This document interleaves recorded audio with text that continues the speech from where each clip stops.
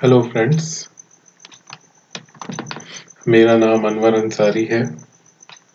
आज हम लोग पॉलिटी के एक बहुत ही इम्पोर्टेंट टॉपिक प्रेसिडेंट के ऊपर डिस्कशन करने जा रहे हैं। प्रेसिडेंट में वो भी कुछ पॉइंट जैसे qualification of president, election, impeachment. तो चलिए शुरू करते हैं। प्रेसिडेंट जो होता है वो फर्स्ट सिटीजन ऑफ इंडिया है, जैसे कि मैंने यहाँ लिखा है, is the first citizen of India. क्यों? क्योंकि प्रेसिडेंट कैरी करके चलता है नेशन की इंटीग्रिटी और सोलिडरिटी को। फिर उसके बाद हम दूसरे पॉइंट में आते हैं। President head of the states होता है। हेड ऑफ द स्टेट्स मतलब जितने भी इंडिया में स्टेट्स हैं उनका हेड होता है। कैसे हेड होता है? आपके मन में ये सवाल उठता होगा कि आपके मन में ये सवाल उठता होगा कि हेड ऑफ द स्टेट्स तो चीफ मिनिस्टर होते हैं, गवर्नर होते हैं, लेकिन वो लेजिस्लेटिव हेड होता है। जैसे हमारे छत्तीसगढ़ में जो गवर्नर है अनुसुईया उइके जी, वो रिप्रेजेंटेटिव है किसकी? प्रेसिडेंट की। वो किसका ऑर्डर फॉलो करती है? प्रेसिडेंट की। ठीक है। फिर उसके बाद आते हैं थर्ड पॉइंट पे, जो है head of executives. Head of executive का मतलब कार्यकारिणी के हेड प्रेसिडेंट होते हैं। कार्यकारिणी में कौन आते हैं? Prime minister, chief minister, council of ministers, vice president etcetera.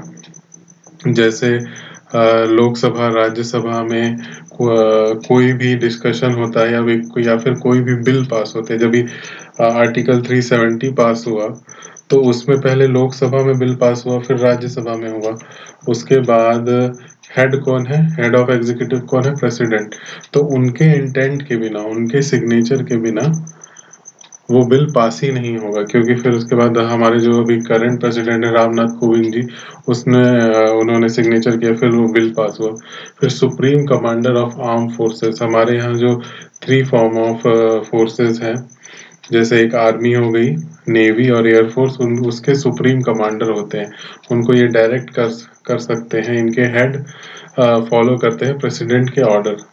तो आइए अब नेक्स्ट स्लाइड में चलते हैं। प्रेसिडेंट बनने के लिए क्या क्या क्वालिफिकेशन चाहिए? He must be citizen of India. तो दोस्तों, सिटीजन ऑफ इंडिया में जरूरी नहीं है कि वो यहाँ बॉर्न हुआ हो, यहाँ पैदा हुआ हो। वो लीगली यहाँ का सिटीजन बन सकता है। अगर वो ऑस्ट्रेलिया में पैदा हुआ है और इंडिया में बहुत सालों से रह रहा है, लीगली वो यहाँ का वो सिटीजनशिप प्राप्त कर चुका है, तो वो प्रेसिडेंट का चुनाव लड़ सकता है।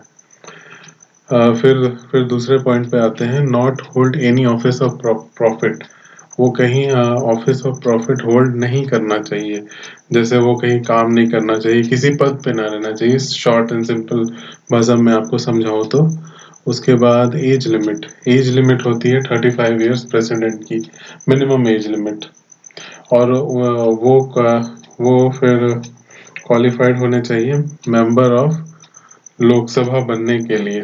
ठीक है। फिर उसके बाद फिफ्थ पॉइंट पे आते हैं। बैंकरप्ट या इंसॉल्वेंट नहीं होने चाहिए। बैंकरप्ट यानी दिवालिया नहीं होने चाहिए। और नॉट हैविंग अनसाउंड माइंड। फिर उसके बाद दूसरा लास्ट पॉइंट है not having unsound mind. Unsound mind का मतलब वो है कि वो कॉन्शियस है। ठीक है। कॉन्शियस है मतलब जो मूर्ख और पागल बोलते हैं ना, वो नहीं है। वो सारे डिसीजन, इनको इतना बड़ा बड़ा डिसीजन लेना पड़ेगा तो उनको हेल्दी माइंड का रहना पड़ेगा ना। ठीक है फ्रेंड, चलिए आगे बढ़ते हैं। Election of the president. Election of the president जो है वो हमारे election of the prime minister और काउंसिल ऑफ मिनिस्टर से एकदम विपरीत है, एकदम उल्टा है। प्रोसेस ऑफ इलेक्शन क्या होता है? Indirect. Process of election indirect कैसे होता है? जो भी जैसे हमारे मेंबर ऑफ पार्लियामेंट जिसको हम अपने वोटों के द्वारा इलेक्ट करके भेजे हैं लोकसभा में या तो फिर विधानसभा में, वो सारे लोग प्रेसिडेंट चुनते हैं और वह एक अपनी अपनी पार्टी का प्रेसिडेंट उठाते हैं। उसमें मेंबर्स रहते हैं जो इंक्लूड होते हैं और जो नहीं भी इंक्लूड होते हैं। जैसे इंक्लूडेड मेंबर्स में आ गए included members of Lok Sabha, Rajya Sabha, state legislative assembly यानी हमारे यहाँ का जो छत्तीसगढ़ का लोकसभा है उसमें जितने भी आपके विधायक रहेंगे वो भी पार्टिसिपेट करेंगे, अपना वोट काउंट करवाएंगे। फिर यूनियन टेरिटरीज जो इलेक्टेड होते हैं, यूनियन टेरिटरीज में वो यूनियन टेरिटरीज जहाँ विधानसभा है, जहाँ चीफ मिनिस्टर बैठते हैं। दिल्ली और पुडुचेरी तो पहले से ही था, दिल्ली और पुडुचेरी तो पहले से ही था। जो वो लागू कब हुआ था? 70 अमेंडमेंट एक्ट 1992 में। और उसके बाद अब आ गया जम्मू एंड कश्मीर। जम्मू एंड कश्मीर जो आर्टिकल 370 अबॉलिश होने के बाद वो भी उसके जितने भी इलेक्टेड विधायक या एमएलए रहेंगे वो भी अपना वोट काउंट करवा सकते हैं प्रेसिडेंट के इलेक्शन में। इंक्लूडेड कौन कौन नहीं रहता है उसमें? Not included members, nominated members, nominated members of Lok Sabha, Rajya Sabha और लेजिस्लेटिव काउंसिल के। तो राज्यसभा, लोकसभा में जो नॉमिनेट किया जाता है, नॉमिनेट मतलब मनोनीत, जैसे सहमति से उसको मनोनीत किया जाता है, वो इलेक्टेड रहते हैं जनता के द्वारा नहीं, इनडायरेक्टली, ठीक है।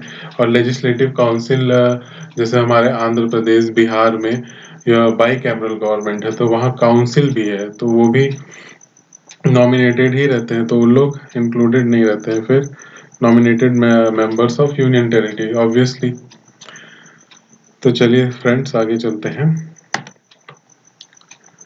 जैसे फिर अभी प्रेसिडेंट इलेक्ट हो गए अपने, तो उनका ड्यूरेशन रहेगा, ड्यूरेशन रहेगा 5 इयर्स, 5 इयर्स का ड्यूरेशन है।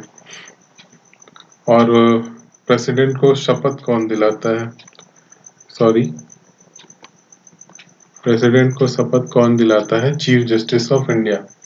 अगर चीफ जस्टिस ऑफ इंडिया नहीं है, चीफ जस्टिस ऑफ इंडिया नहीं है तो कोई भी सीनियर मोस्ट जज हमारे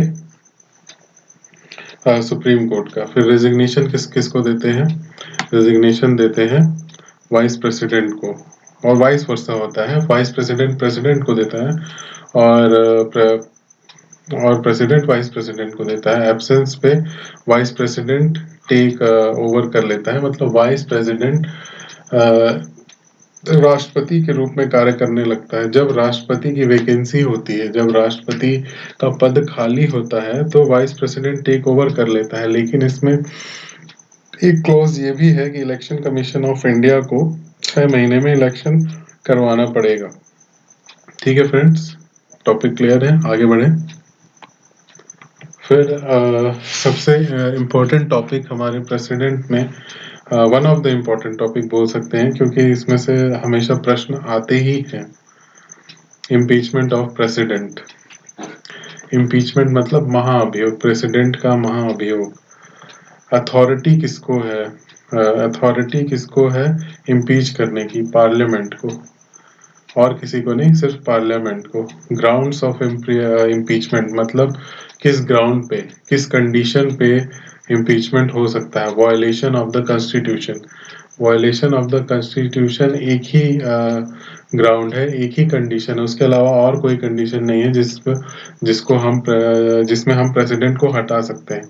प्रोसेस ऑफ इम्पीचमेंट, आइए हम स्टेप बाय स्टेप देखेंगे ताकि आप लोगों को अच्छे से समझ में आए।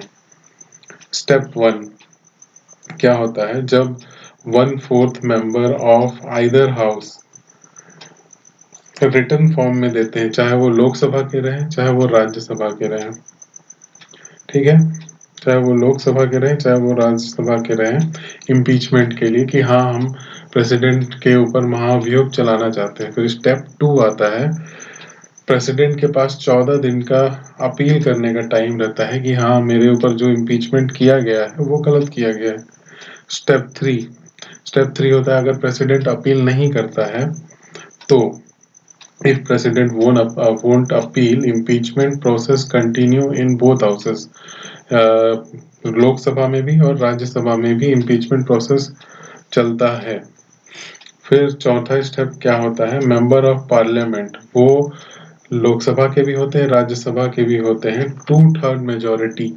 2/3 मेजोरिटी मतलब जैसे हम इसको आसान भाषा में समझ लेते हैं, इजी लैंग्वेज में, कि जैसे 100 हमारे पास मेंबर्स हैं तो उसमें 66 मेंबर्स की सहमति चाहिए, उसके बाद प्रेसिडेंट रिमूव हो जाएंगी।